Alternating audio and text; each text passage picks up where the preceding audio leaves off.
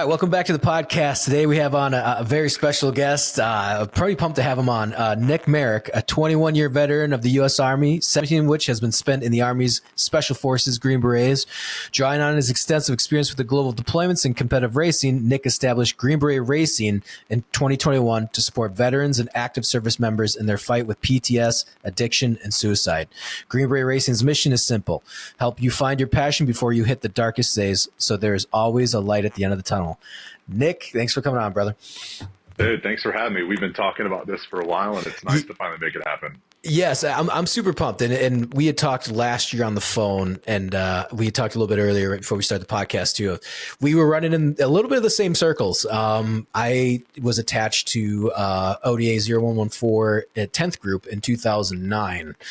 And you had just got to 10th Group when they got back off that deployment. So we know the exact same team. Like you knew Shuey, Urigas, Lanus, Stovall. Wow. And then the 18 Fox. It's always in the back of my head. I like, it comes in and out, and I've seen him actually more than I've seen the other guys, and I keep forgetting his name. But yeah. So we knew all the same people and whatnot. So it was really cool. And you guys have an awesome mission. I don't even remember how I even came across you guys, but I really liked what you were doing. And, I think that mission, identifying that, I think is really cool what you're doing with Green Beret Racing, because very few guys, I think, have that foresight of like, there's issues when you get out, or guys are just ready to get out, especially after 4 years. Like I did the 4 and I was like, I could not wait to get out. Best decision. I don't regret it, but I had enough foresight to be like, okay, I know this is going to be drastically different. And then I need to make sure I have a plan when I get out of even accomplishing goals, because you are doing such crazy, I don't want to say cool and awesome things, but you really are. You're doing these amazing, cool, awesome things, significant things, changes the world, changes countries, changes villages, the impact of people's lives. And then to just be ripped out of that and be like, oh, now you're back home sitting on your parents' couch, drinking and playing Xbox, right? Which was a great time, but you can't do that for years. You can do that for a few months. My mom, it was really funny. My mom was like, you want to talk to Ethan about, his drinking? And this was like the first month, and my dad's just like, let him be, just let him, and figure it out. Yeah, he'll figure it out. And I knew it too. I was trying to get on contracts, and I did. I got on a contract. I was back in Afghanistan within 3 months. So it wasn't anything crazy. I was back contracting, making money. But yeah, how did you kind of identify that? I mean, like I said, you're still in, we kind of come from the same generation. You're retiring out here soon, and which is crazy to think about. But, what led you to that Green Beret, doing the foundation? I mean, did you have a lot of things happen, to your buddies, your career, in your career path, and guys are getting out and kind of seeing their struggles? Like what finally said, what made you finally go, hey, I gotta start this foundation and rock and roll? I got invited to race in the Mid 400 in March of 2020, and I had no clue what this thing was. This is the largest off-road race in North America. There's anywhere between 60 to 120,000 people that show up to this, and if you're not into desert racing, you have no clue. And for most people to understand it, the one lap at the Mint is 115 miles long. So it's not like NASCAR where you can see the entire race. You see a car zip by, and then you might not see another one for 10 minutes. So it's not nearly as exciting in many ways to see. But I went down to this thing. I had never heard of it. I had never done desert racing before. I had never even thought about desert racing. I knew what the Baja 1000 was, but that's really about it. And I had someone else was paying for the pits, someone else's vehicle, someone else's gear. Someone paid our entry fees, and we kind of started the vehicle and went to the starting line. We raced in our own military specific class. So we had Coast Guard and Navy and Air Force and Marines and all these guys racing. But in that little group, 12 hours later, we had taken third, mainly because everybody else broke their vehicles, not because we were amazing drivers. I wish it was the other way. Yeah. My co-driver was a 22-year retired master sergeant out of SF. He'd come from 10th Group, and he was doing really well. And I always looked up to him. He said, he had a really good story. He'd been married for 23 years. His kids were in, either in college or in the military. He's working for Glock. He had his own business. Like everything that we get told, like, hey, this is what you're doing. He's a successful person, and he retired at the pinnacle. He was a team sergeant of all the jobs that there are out there. That's it. And he looked at me the next morning at breakfast, and he goes, man, I didn't realize I needed that. Mm-hmm. And, we fought through a lot. I mean, we blew our front axle. We blew belts and fuses and had to work through a lot of things. And then there were long hours of just him and I bombing through the desert middle of the night. And he said that to me. It's something that I'd heard a couple different times from guys that had gotten out. And I kind of realized, like, man, I'm not getting ready to get out, but that's something there. Like, what is this that we're looking at? So we kind of looked at it and said, all right, hey, let's do desert racing. Maybe this is the ticket, and that's what we get into. And then we looked at the price tag for desert racing. We're like, this is not the ticket because that's really expensive. Yep, it is. Yep. So I went back to Colorado and I bought a dirt bike, a used bike that was 12 years old, and said, well, maybe I get into this. I've been riding motorcycles for a good chunk of my life already. How different can dirt bike riding be? It is very different. It is not the same. Learned that hard, but I met quite a few guys, and I was like, man, these guys are showing up and they're doing some pretty cool stuff. Around that time, COVID really hits. Everything gets locked down. I said, man, I think I'm onto something here. I'm meeting cool people. This is kind of moving in a good direction. So I incorporated and just started sending out emails and said, hey, I want to do a thing. Like, would you support? Would you give gear? Would you give advice? Would you get on a phone call and talk to guys? And I came up with this idea that maybe it's about competition. Right? We all come from this pool where you look at the guy in front of you and that's what makes you go faster. And if that's not working, then the guy behind you that's chasing you is the reason that you keep going. You push through all the burn and the pain, and you get up early, and you keep the rock on your back, and you keep walking. And then it kind of morphed as it was going along, and it didn't become about the competition. It really became around the purpose. The purpose of it is purpose. So when you're in any of these communities, and it doesn't matter, we're all the same. We have a different mission set, and we all talk trash to each other. But at the end of the day, the reason that guys go into SOF is because what they're doing at the moment doesn't feel like it's challenging them enough. And when they make that commitment, they change the diet, they change when they go to bed, how they work out, what they're driving for. And this becomes the identity for the next, whether it be 40 years or the next 25, this becomes what they do. They put their family on hold. They change everything. Hobbies, yep, that'll wait. Their friendships, that'll wait. My relationship with my kids, that'll wait because the team needs this, and we will push through all of the injuries. And we will show up. I showed up to Baghdad in 2016, 6 weeks after I had back surgery because I couldn't fathom my team going into a war zone without me. And it's just this mindset. And then when guys leave, they don't have that. They lost this giant void that they've spent their entire adult life forming an identity in, and then it's gone. So as we were doing it and I submitted to become a nonprofit, it continued to change. And I got guys that wanted to do jujitsu, and they wanted to run Ironmans and, ultras and race dirt bikes and road bikes and indoor skydive. And they wanted to bowl. And at the end of the day, I kind of realized that it's not my place to tell anyone what their purpose is in life. But if I can be the guy that goes out there and talks to companies and gets some of their fees waived, or gets them free gear, or gets them lessons, or connected to bigger events, well, then maybe, just maybe, that gives them a reason to wake up. And I'm really stuck on this place where if you don't have a reason to wake up, well, what's the point of going to sleep? Yeah. And if you don't have a reason, you're going to fill it with alcohol, you're going to fill it with drugs, you're going to fill it with all these bad behaviors, and they all end in suicide. So before we get to this really bad place, let me give you something that's maybe worthwhile, where you can be surrounded by like-minded people to drive towards something that you actually believe in, that says, hey, this is kind of fun. Maybe I'll stick around for another week just for this. Before we keep going with the podcast, I want to drop this week's discount code for 9line Apparel. We're not just a brand, we're a lifestyle that celebrates the spirit of freedom, courage, and American values. Go check out our gear, including hoodies, glassware, flags, jackets, hats, patches, and much more. All material is ethically sourced, so every shirt you buy is free of slave labor. As a veteran-owned and operated company, we also take pride in giving back to those who've served. Your purchase helps us contribute to charitable initiatives supporting veterans and first responders.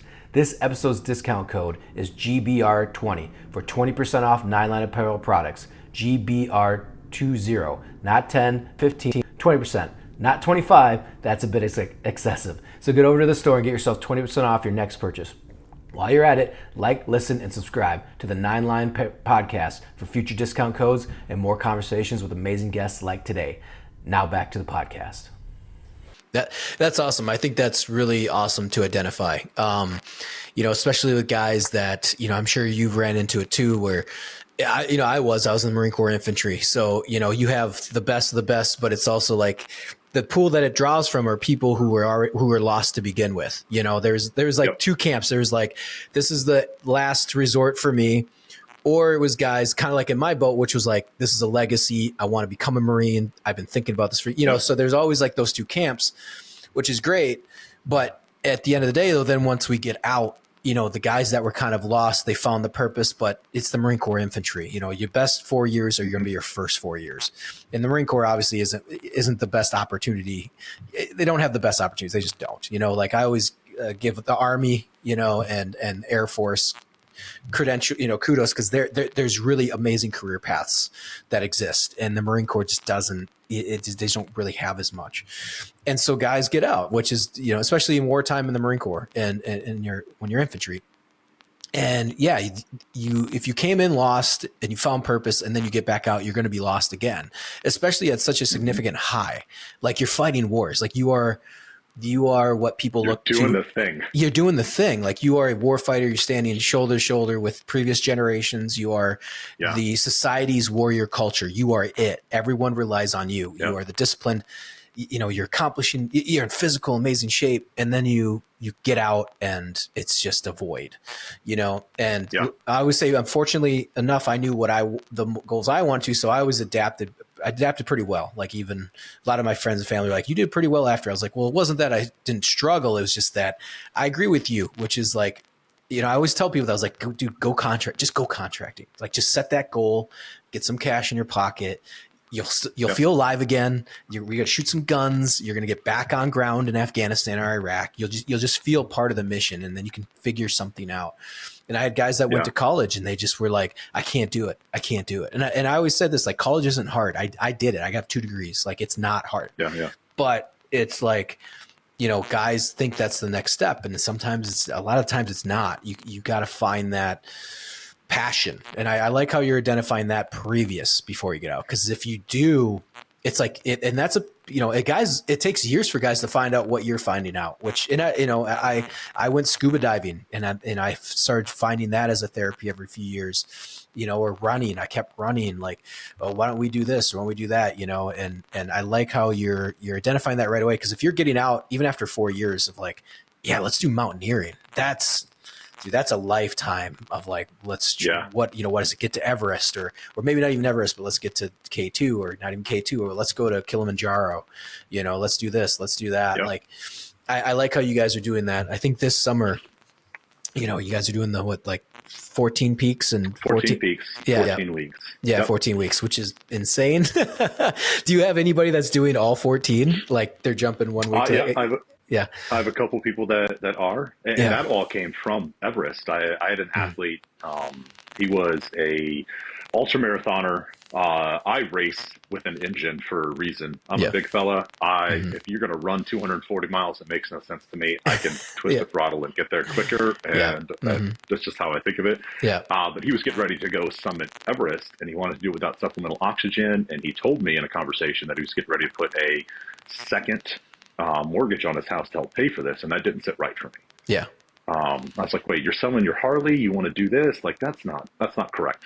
Right? Of all the things that you want to do in life, if you believe in this that much. So I was like, sure, man, I don't know how to raise funds for this, but let's try it. And we ended up raising a really good, healthy amount to give him. And I remember handing him the check, and he was like, are you kidding me?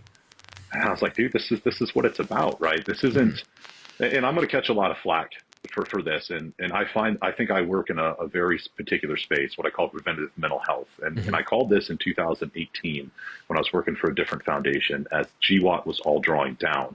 I said, you're going to see a shift in nonprofits out there.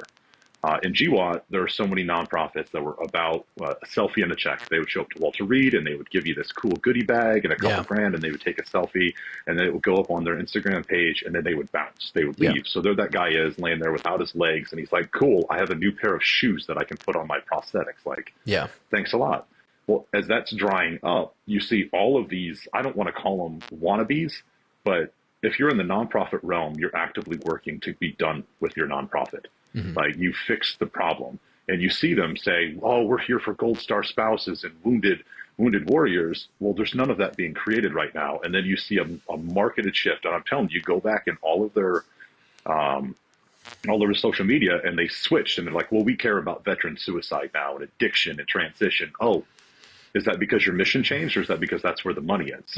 And I know I'm going to catch flack for that, but prove me wrong. Every single one of them is now going, oh, suicide is the big deal. Suicide hasn't changed. It's continued to go up. And now we care about it.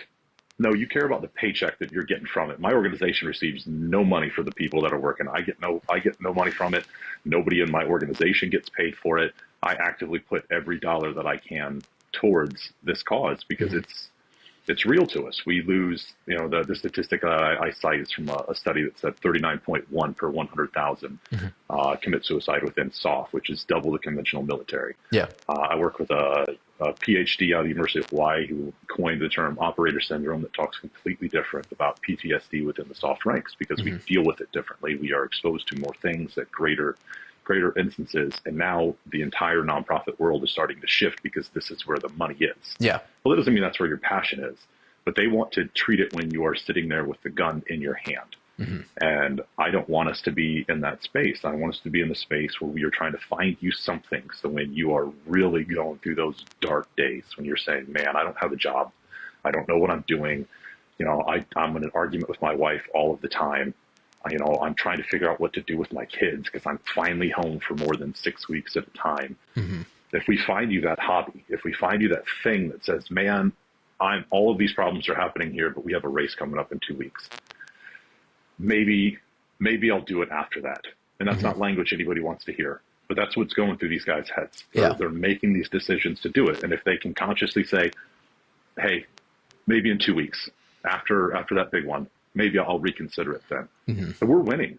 That's a big deal to get somebody to consciously do that. And you see this with, Alcoholics Anonymous. If you don't make the conscious effort yourself to make that change, to say, I'm not going to drink anymore, then all of the interventions, putting people into programs, it means nothing unless they want to. And that's really what our program is after, is getting somebody to say, man, that's a fun sport. I want to do that again. I feel like I'm in high school, and getting ready to go to prom, and I got the prom queen with me, and if they're reliving those days, or maybe it's just about showing up and drinking beer in the bowling alley with the guys, and that's the release, because they can talk about, hey, this is what Afghanistan was like for me. What was it like for you? And talking to an 0311 like yourself, or maybe we're talking to a submariner from the Navy. I don't know what they go through. I don't want any part of that. But at the end of the day, we all speak a common language of many different things. Soft, non-soft, it doesn't matter unless you're Space Force. I don't think they go through much, but they've only been around for years now. It'd be interesting to, like, any of the VA claims or whatever from Space Force is going to be interesting. I would love to see it. I know, exactly. No, I do like what you're saying, and I've only been involved with Warfighter Scuba, which is the foundation I work with. And my buddy started that, I think, in 2017-ish, maybe 2018. I think it was 2017, 2018. And, he battled alcoholism, and his only release was the water, because he was scuba diving when he was growing up. And they moved to Roatan, and then he found that scuba diving was the only thing that really helped him with everything. And so he was like, well, I want to get vets involved. And it really is, I love doing it. I go down about once or twice a year, which, is nice. You're going down to Florida or to Roatan, Honduras, it's like terrible. I know. Right. Yeah. But guys love it because we detox, there's no drinking. There's no, we do wounded veterans. Just because the submissions for PTSD are it's a lot more to handle. So right now we're focusing on wounded. It's just easier to sort. And but I think that's how you should do it. Yeah. In the fact that you should have a singular focus. Mm-hmm. You know, and we say this with all of our jobs. If you focus on all of the jobs, you're going to be good at none of them. Mm-hmm. And as a nonprofit doing just particularly that, hey, Yeah. we focus on wounded veterans and getting them out there to do that. Awesome. Yeah. Yeah. Don't get into flights. And it's, yeah, exactly. And it's tough too. Cause like, or I mean, it's great because the guys that like, I was wounded, you know, took shrapnel and was shot, but the guys that have like lost limbs or they're like, they got blown up. I've gotten blown up, but luckily from like, you know, just a little bit of a distance, but like guys that were on top of IEDs or in a vehicle, like they love the scuba therapy because they can go down for not, you know, for 45 minutes and it's pain free because they're floating. So we have a lot of those guys that are like multiple amputees, you know, they can float. And it puts all the pressure off the back, you know, they're just hanging around. And so it really, to see that's pretty cool. And I think it's great. Like, I do agree with you on the aspect of like with the foundations, because, you know, obviously we come from the same generation of, I got out in 2009, but I remember living through all the controversies of the Wounded Warrior Project, of other foundations, of other guys starting something, taking the money and booking out.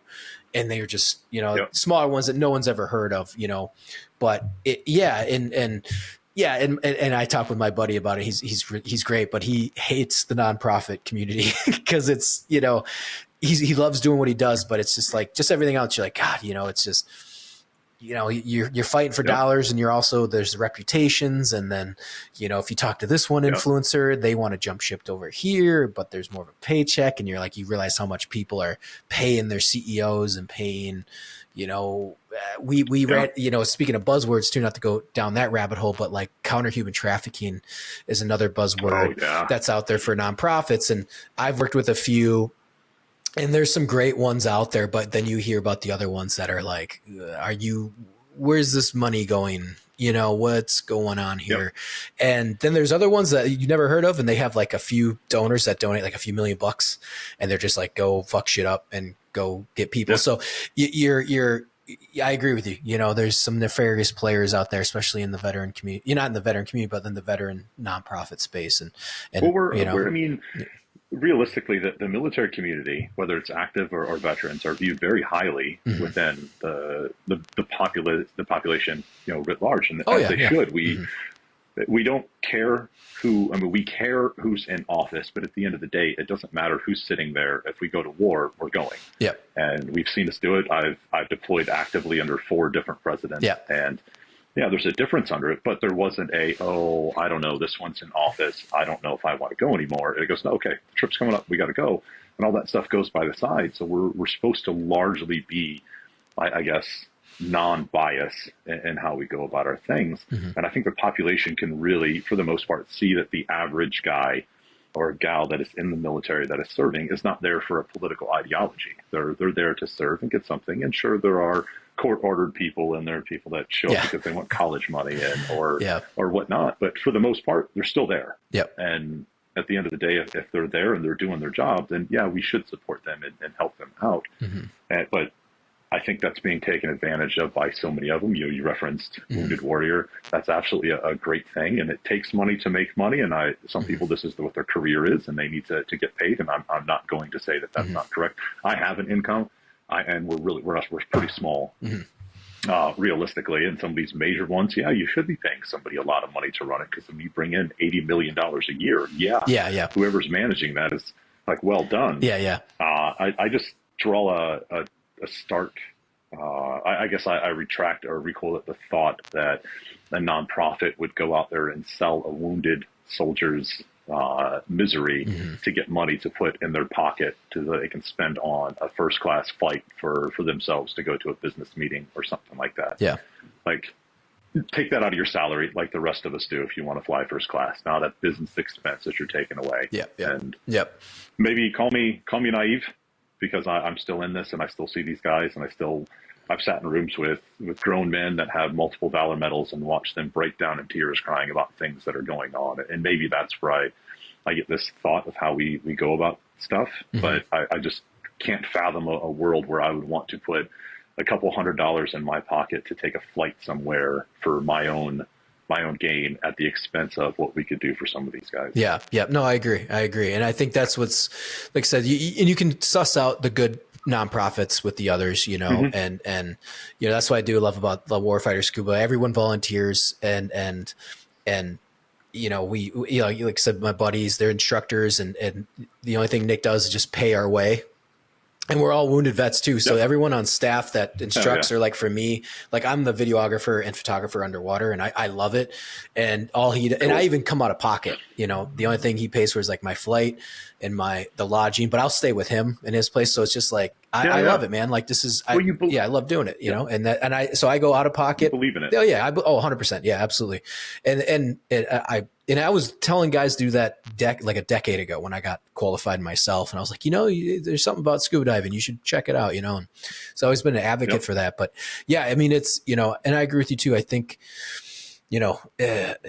getting out there and getting guys doing something, because you do. I mean, it's we all look to guys that we thought were I mean, they're amazing war fighters, but then they come home and the home life is a mess, and I can relate, like I was telling my wife this, I feel way more comfortable, leading an operation, in a combat zone than sometimes wanting to go and do stuff here. It's just like you feel, and I think that's, sometimes people don't want to admit that. I don't know why, but like you feel, what you're doing in war. You master the chaos, like that's where you feel comfortable. Like when I was in Ukraine during the invasion, right after the Russians invaded, we crossed that line from Poland to Ukraine. I felt at home, and I felt like I was on, and it was like, I felt alive.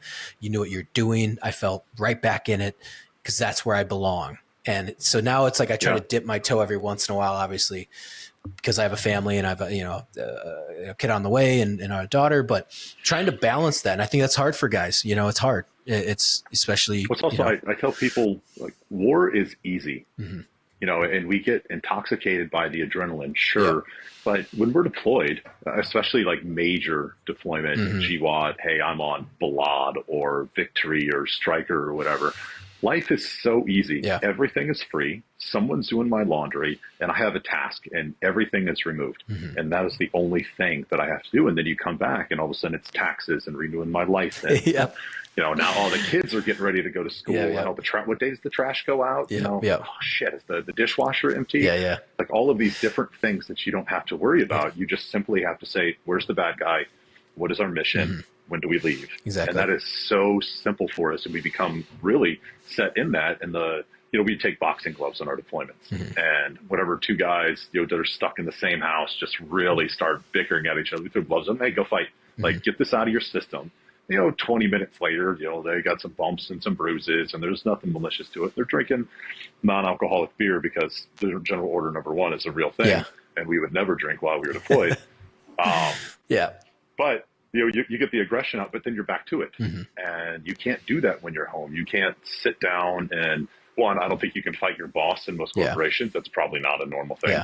Having never worked in the corporate world, but I'm going to take a guess that that's not okay. No, I've been there. Language isn't okay. You can't fight your boss. That's a thing. Okay. Well, all right. Okay. All right. Well, noted.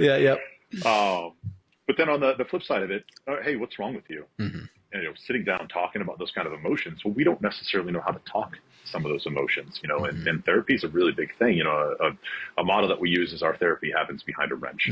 And when we're sitting there rebuilding one of our race vehicles or prepping for something like that, you can see when people are off because you get to know them in the community the same way we do on a team. You get to know who they are, who their wife is, who their kids are, and say, hey, what's up, man? Like, you seem off. And while he's sitting there fidgeting with a 10 millimeter trying to get it behind, some random place in the engine that an engineer thought was a great place to put the bolt for a mechanic, he's more willing to let his guard down and go, yeah, we got into a big fight last night because I said this, or this happened, or she doesn't like that I'm doing this. And that form of therapy is very different than when, if I were to sit you down and say, hey, Ethan, sit down and tell me what problems you have with your wife right now. You're going to be like, oh, no, man, we're good. Yeah. Right. It's just more of a way to let the guard down. You're around these people that you trust and in an environment. To give you kind of an example, in 2022, I had a dirt bike crash, came up short on a jump, and my GoPro let me know that I was out for 17 minutes. I hit really hard, separated my left shoulder. my medic was, a couple bikes behind me, comes rolling up. He ends up pushing the EMTs out of the way, straps me to a spine board, C-collar. One of the other racers comes over that's on the team. They put me in a hospital. I'm transferred between 2 ambulances, and I have no clue that this is going on. They get me into the hospital. They're there right by my side the whole time, and my medic is still in his dirt bike gear. He's an 18 Delta, so not that they know, this is small town Kansas. And he's helping them push contrast. He's reading x-rays. He's doing everything that he's trained to do, and he's covered in dirt. Yeah. Right. He's in a wife beater that he wore underneath all of his gear. And we get done and we head back to the party, and I'm in a sling. They forgot to take my pick line out. So he's, pushing saline and clearing things out and whatnot. But I came to this realization that I'm surrounded by people that I'm willing to get hurt for. And I don't mean in the sense of in defense, sure, we got that, but we enjoy something so much that, I'll get hurt doing this because I trust those that are with us. And we've stitched up plenty of people around us and, pulled bikes off and rushed over to help kids that have fallen off. But if you don't have something that you're willing to invest heavily in, and I mean your free time, some aches and pains and injuries, and humble yourself in front of and go, dude, how did you do that? That was impressive. Like, teach me. Well, then what else are you not going to talk about? Are you going to bring up the conversations that you've had with your wife? Are you going to talk about the nightmares that you wake up with? Are you going to bring up the shortcomings that you have of not being able to put a bottle down? Or are you going to be able to talk about, hey, man, I don't know how to deal with my kid in this situation. What's going on? And that's really what we're trying to foster, because, like I said, war is easy to go. Yeah. Talking about the things that happen after or not. Yeah. No, and I agree. And I think that's something, it was always, like I say, it was easier for me to deploy. I went another 5 rotations back to Afghanistan, as a contractor. And, and I agree. Like, it is one of those things where, it was easier to deploy because your mission is, I would say, so simple, but it is comparatively, and growing up and it's, my wife says it every once in a while, but she's like, she bitches about something and she looks at me and I'm just like, yeah, it's okay. And she's like, you probably don't even bother. This doesn't bother you, does it? I was like, well, no, but I'm not getting shot. Yeah, exactly. So. I've said that too. And she's like, and she knows that. And I was like, look, I'm not the person, we've talked about this a few times and she jokes about it, but I was like, I'm not the person that you want to come to when it's like, man, this stuff's really hard. What do you think about this? Like, I'm not going to say that to your face. Like, you have no idea what it's like, blah, blah, blah, blah. I'm not that guy by any means, but I'm just like, it's fine. Everything's cool, and it's just, if you need, like, I'm there and we talk, we're very communicative and we're really great on that front. But it's sometimes though she could tell when it's just like, it's like, oh my God, that's so crazy, or that's hard, or whatever, or she's having a difficult day. And then she just kind of looks at me and she's like, this is so fine for you. Like, there's no stress here. I was like, no, not really. This is, I'm like, I'm gonna be honest with you. No, like, my threshold to know what pain and misery and to really if you really want to go down that dark path, you've been there. We've all, how hard you had to dig, how you've been in a firefight and you're about to go down, you know what I mean? And you've been on patrol for 48 hours. You've only got 2 hours of sleep, and now you're dumping mags in 120-degree heat, in Iraq. Like, that is, it's that pain and misery. That threshold is so high that, it's nothing bothers you, and I think that was the one thing I did talk with buddies that were contractors. His dad was a Vietnam vet, and he was a dipshit kid in like high school, and he crashed his dad's car. It was like a nice car. And his dad came up to him, he was like, hey, you okay? And he thought his dad was going to be furious about the car. And, and he's like, hey, you care about the car? He's like, no, I don't fucking care about the car. Who cares? It's a car. It's not that big a deal. You could tell that it doesn't bother him. Like, is my son okay? And that's all that matters. Like, cars are replaceable. That's, and for me, that's the same way. It's like, are you okay? Everyone okay? Yeah, that's fine. Like, we'll get we'll get something new. It's fine. It's replaceable, Yep. And yeah, I think, like I said, I think it's sometimes that's hard to communicate though with people. Like, I have buddies that struggle with that with their wives, that's that trying to communicate better, and sometimes it is like what you're doing, they can kind of just like, hey man, it's okay to, set yourself a hobby and go do that. Like, do something hard or do something difficult, even if it's mentally difficult, do that. And you see the wives, they appreciate that, or they come out with the trip. So we'll bring spouses down or on these trips, and they can kind of start understanding some frustrations, or just see, oh my God, this is a hobby. Everyone that comes down for Warfare Scuba, they take it on as a hobby. They all buy equipment, they'll invest, and then they start diving. And if it's like once a year, sometimes it's not, you need a hobby every month. Sometimes it's that one trip, that one scuba trip you take a year, and that helps reset everything, and it's just, well, it's a thing on your calendar. Exactly. Yeah. It's the same thing when you're in school and you're like, oh man, my daughter's just finished, their respective grades today was their last day, but they've been talking about it for months. Oh man, this is the last day of school. Like, it's coming up. It's just something that's on there. So we're ingrained, or I guess I'm going to say indoctrinated, but it's kind of how we're wired, is to look at something in the future. All right, that's the goal. And whether it's finishing school, running a race, or going scuba diving, or going on a hunting trip, or whatever it is, we have to look forward to something. Yeah.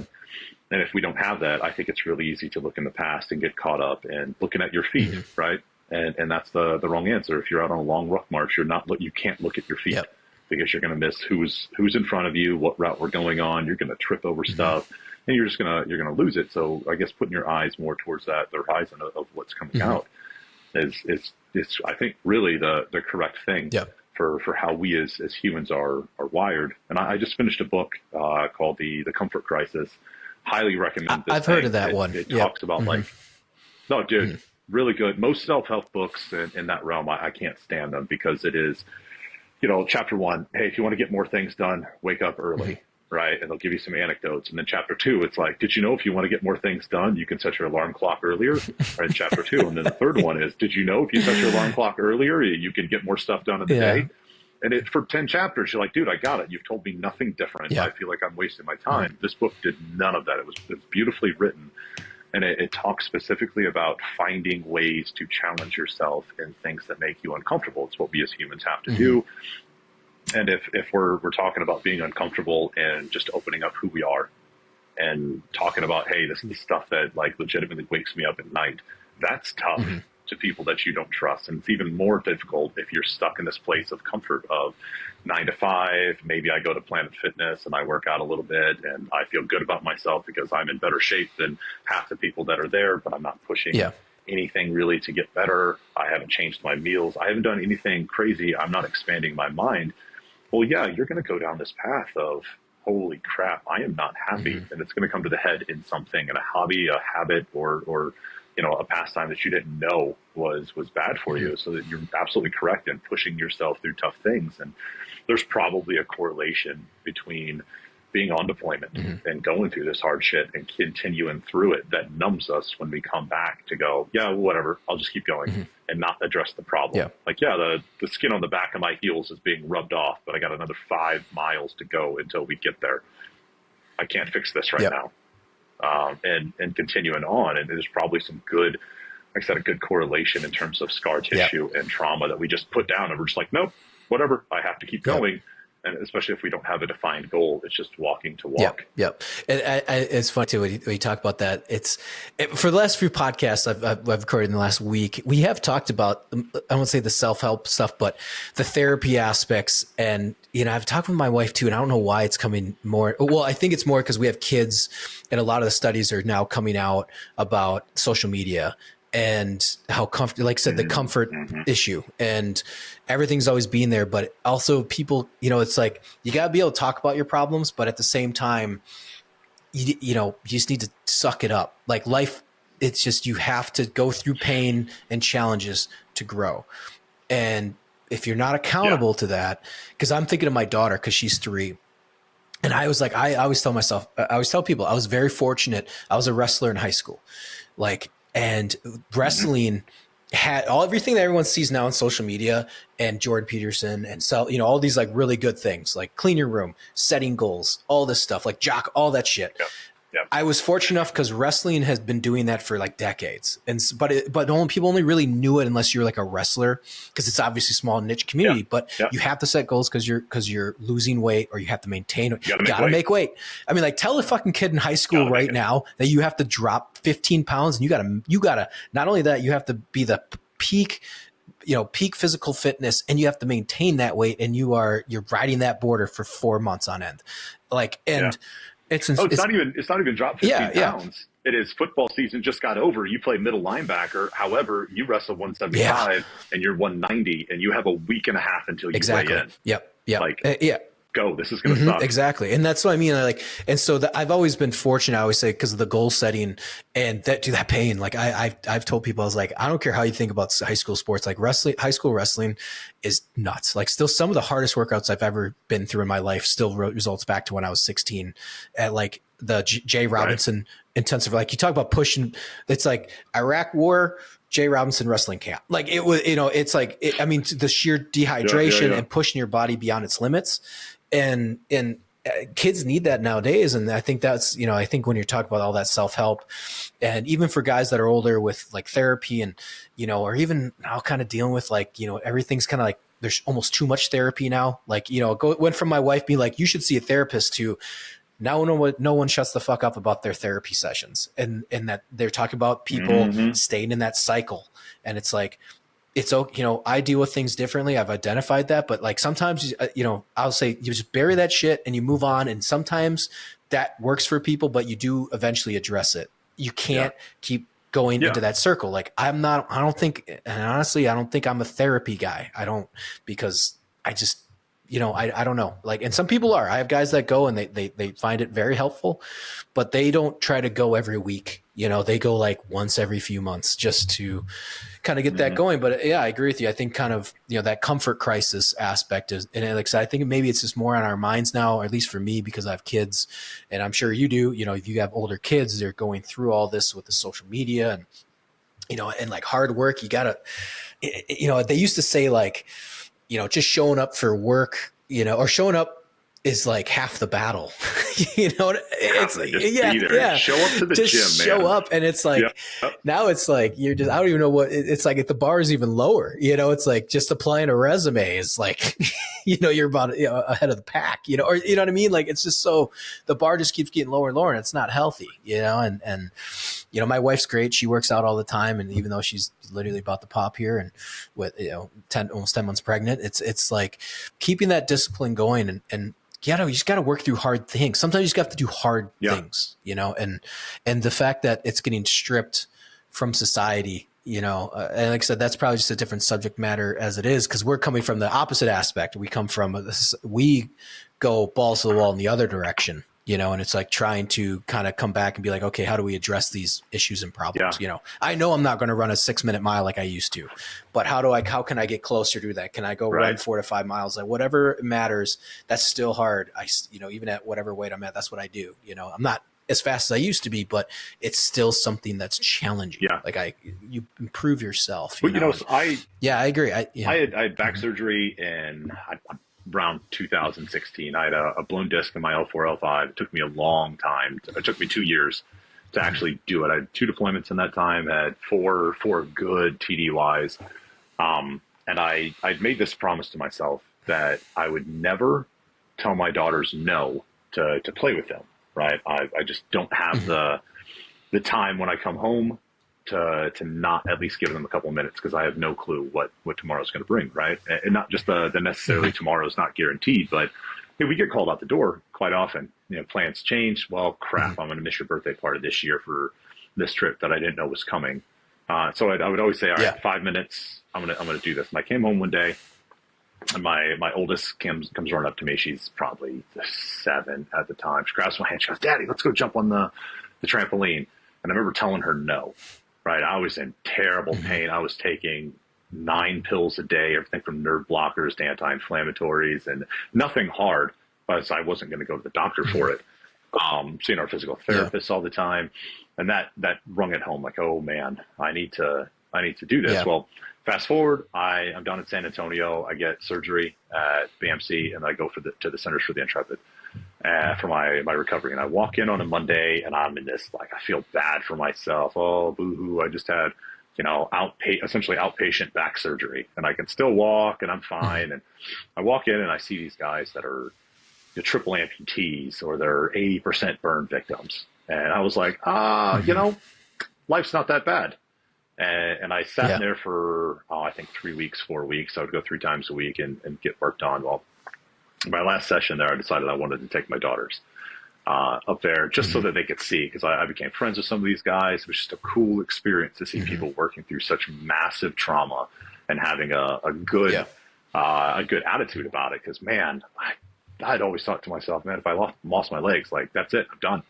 Like I don't want to be here anymore, because all the things I love doing involve my legs and whatnot. So to see these people that have lost so much and then just still laughing and joking in the hallway and pushing through it. Well, we get up to the main PT area, and there was this Cav Scout that was up there, and he was a triple amputee, and he had both of he had one of his legs off. And my youngest, who was probably 4 at the time, and kids are brutally honest, looks at him and goes, "Where's your leg?" And I turned, and I was recoiling like, oh no. He looks down and he goes, "Holy crap, I don't know, I lost it." And my 4-year-old just goes, "Oh," and he goes, "Can you help me find it?" And he sent my daughters on a wild, an Easter egg hunt, running around the inside of this place looking for it. He's giving them commands and he's laughing and joking, and they're having such a good time with it. And they finally find it and they bring it to him, and he puts it on, and they're just really curious about it. And I address none of it with them, because how do you tell a 4-year-old to not speak their mind? That's all they have. Yeah. But exactly. It was a really good perspective, kind of what we're talking about, of things to put yourself into, things that you believe in. That guy had every reason in the world to be the most cranky, curmudgeon son of a gun on the planet, and a kid's going to have the audacity to ask him where his leg is. Well, I can tell you where it is. It's a couple thousand miles away on a battlefield somewhere. But instead, he turned it into a game. He had fun with it, and he pushed forward. And I think that's a testament to what a lot of these veterans that we're dealing with are completely capable of. It's just the mindset of getting them there and the reason for it. And when we're talking about this crisis and what it is with comfort, if you think again back to like a patrol analogy, dude, your shoulders are aching, your feet hurt, your back hurts, you're tired, you're hungry, and you haven't even made it to the damn objective yet. And you can't turn around and look at any of your friends and go, "Hey, I'm going to drop security really quickly so that I can drink a little bit more water. I'm going to sit here and take a break." You just suck it up and you go, and we compartmentalize that, and you get this like different fortitude about you.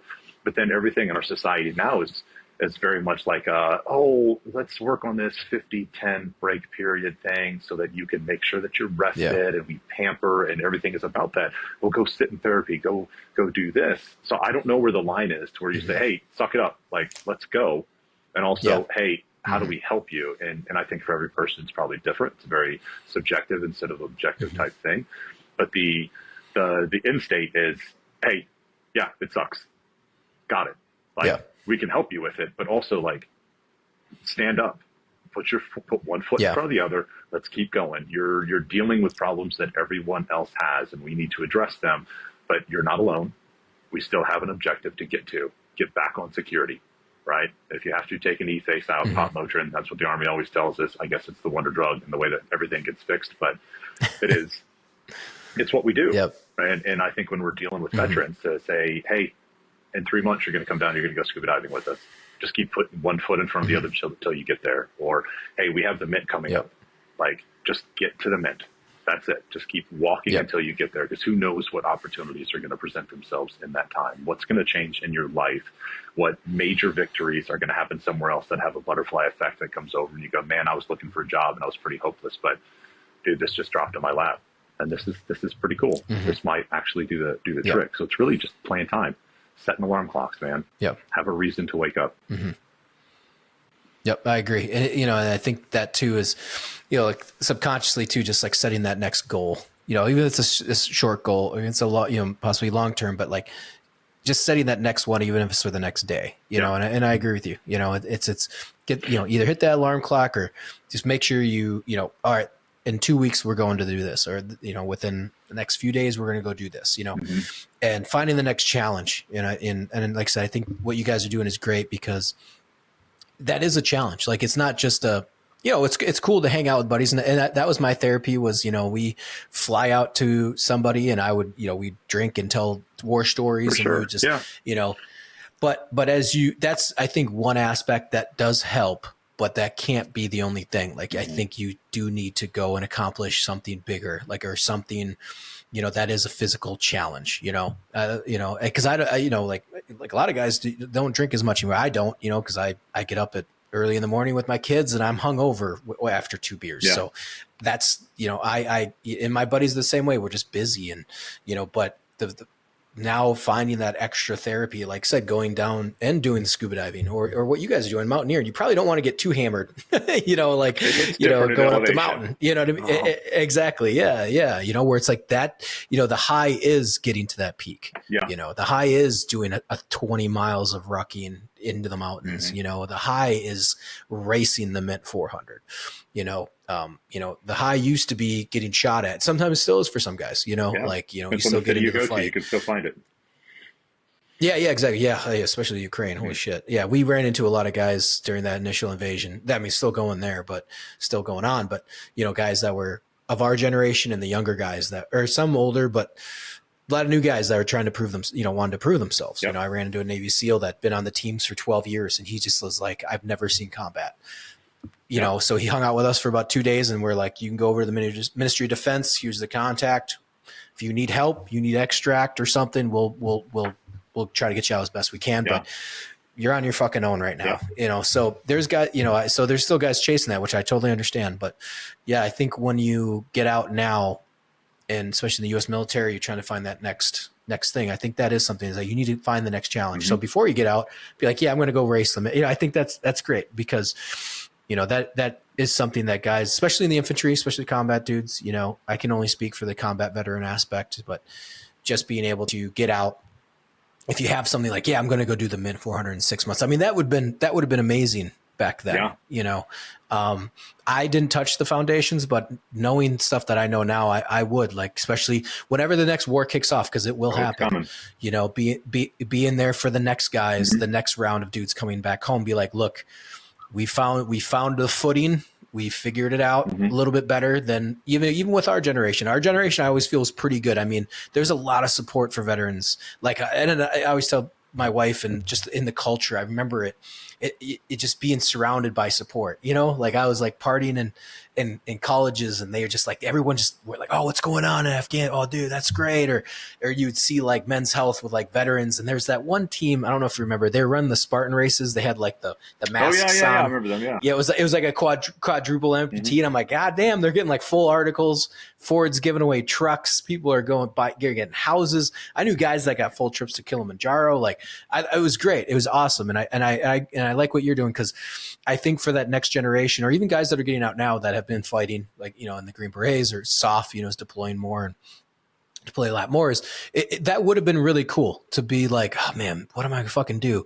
Well, I am going to go help the crew at Mint 400, or like, yeah, I'm going to go on this expedition up a peak.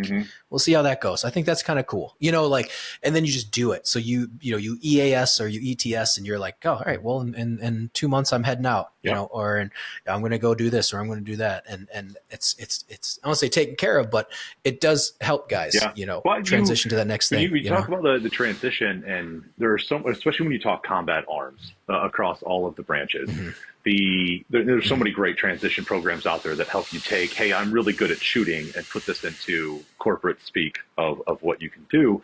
But at the end of the day, if your entire profession is dedicated at enacting violence on another living human, the vast majority of corporations out there are like, okay, you can be a security guard. And most of us don't want to do that. Exactly. Right. Okay. No. And nobody tells us this on the, when we're in. So I think the problem that we run into is we go, I need a job that is as good as what I'm doing now.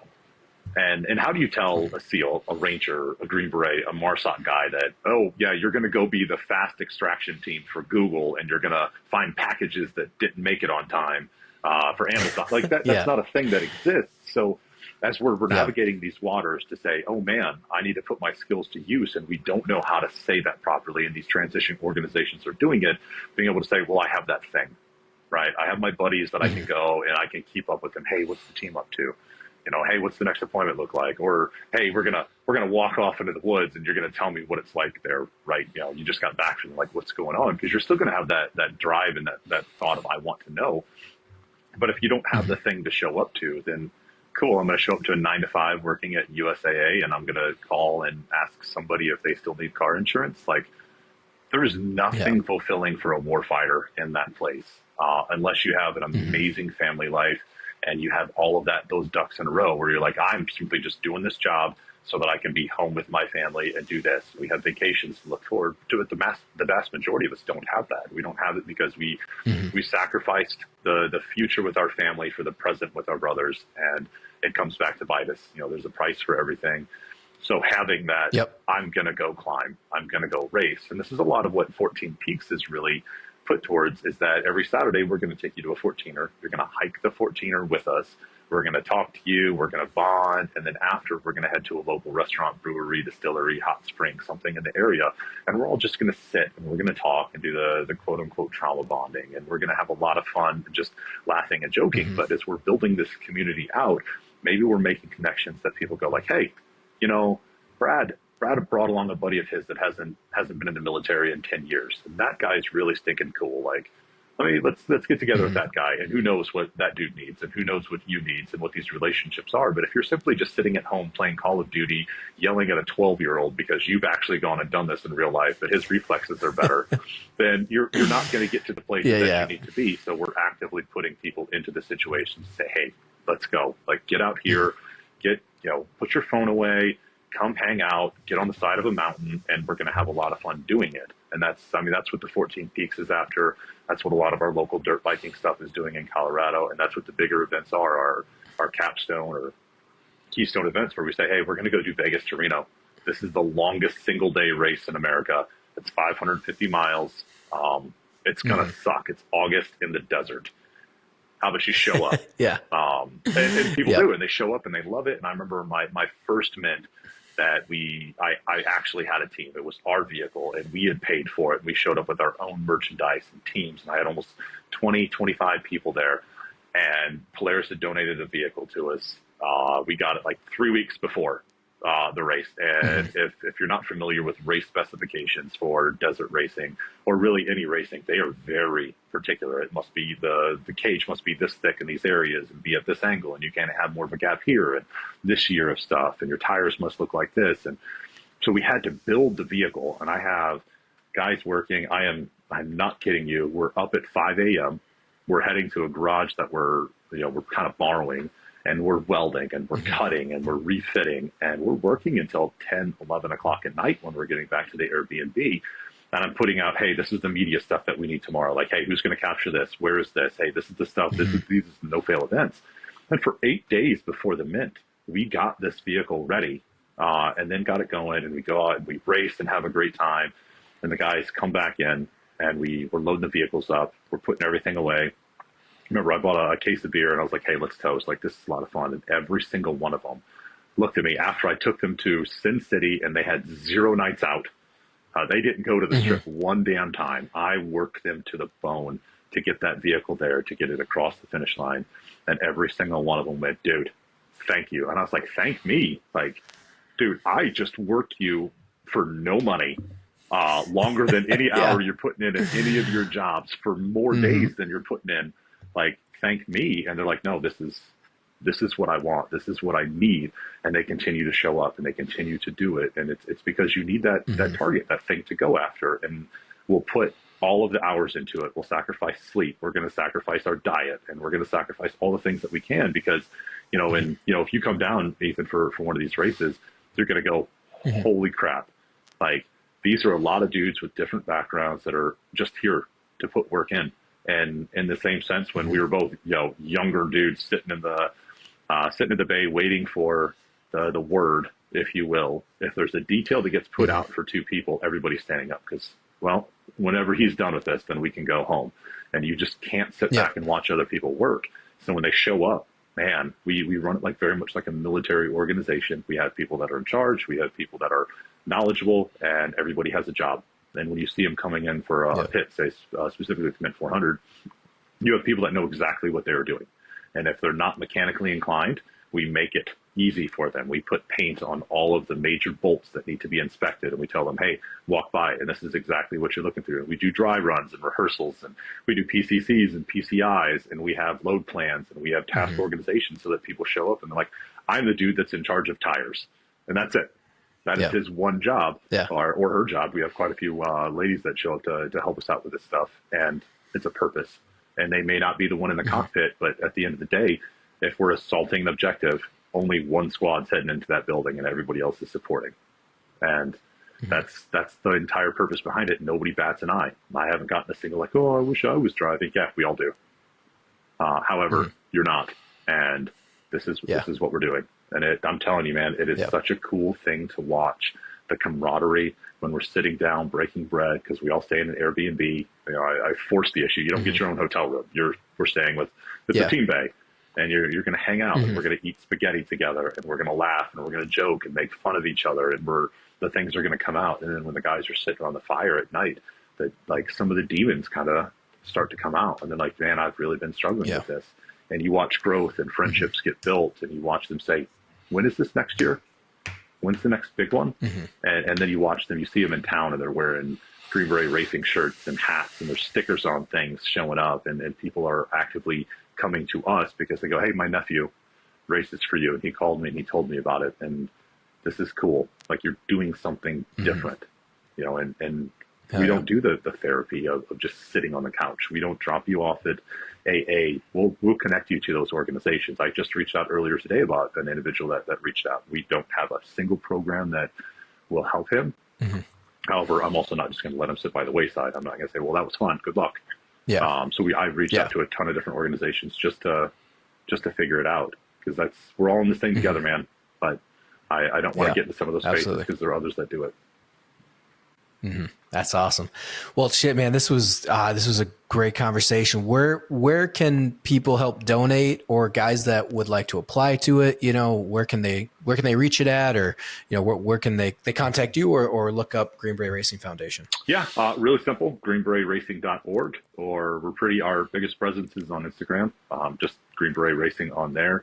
We got people that actively monitor both the emails for that. If they want to donate, buy merchandise, or just simply see what we're doing, the website's probably the best place for that. And if they want to see the most current activities that guys are doing, then absolutely hit up the Instagram page. If they want to write me directly, it's just nick@greenberetracing.org. It's my email. I check it pretty often, except a couple days a week where I will not open my laptop and I will not touch a single email because I need to watch some terrible TV and not do anything. Yeah. We all need that. I can vouch for that. Yeah. Hell yeah. Well, awesome, bro. Well, I appreciate you coming on, and I hope people can reach out to you and kind of let's go down that road. You know, I think it's much needed, and it's awesome that you're doing this. Right on, man. Hey, thanks for having me on. I really appreciate it.